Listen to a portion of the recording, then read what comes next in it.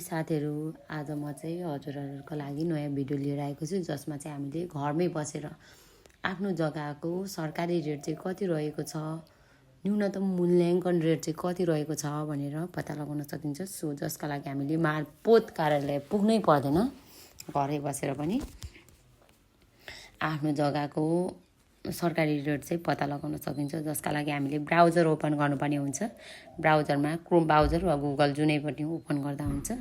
म चाहिँ Google open गर्दैछु। सो गुगलमा ओपन त्यसका लागि हामीले www.dolma.gov.np क्लिक गर्नुपर्ने हुन्छ र यसपछि फर्स्ट लिङ्क भूमि व्यवस्थापन तथा अभिलेख विभाग आउँछ। यसलाई हामीले क्लिक गर्नुपर्ने हुन्छ।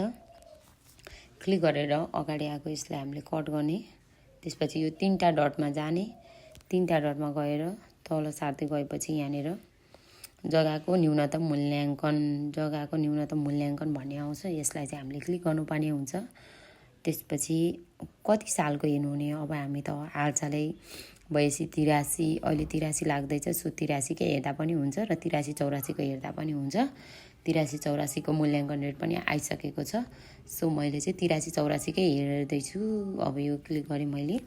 त्यसपछि यहाँनिर हाम्रो कृपया आवश्यकता अनुसारको भूमि प्रशासन कार्यालयमा क्लिक गरी सम्बन्धित कार्यालयको न्यूनतम मूल्याङ्कन पुस्तिका डाउनलोड गर्नुहोस् भनेर आएको छ। यसमा चाहिँ हामीले जग्गाको न्यूनतम मूल्याङ्कन अवधि 2083-84 पनि दिएको छ।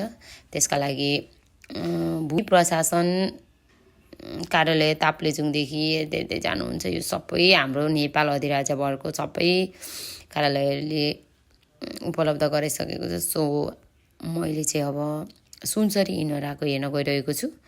सुनसरी इनोरा भनेर मैले क्लिक गरेँ। हजुरहरूले आफ्नो एरियाको क्लिक गर्न सक्नुहुन्छ। यहाँ चाहिँ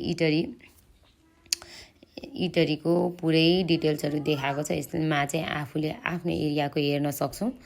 यहाँनिर हेर्न सक्नुहुन्छ। मैले चाहिँ मेरो एरियाको हेर्दैछु है। अगाडि नै छ। यो चाहिँ हजुरहरूलाई मैले देखाएको मात्रै हो।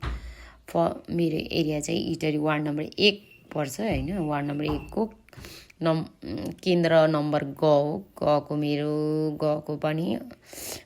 पनि अलिक तलै पर्छ।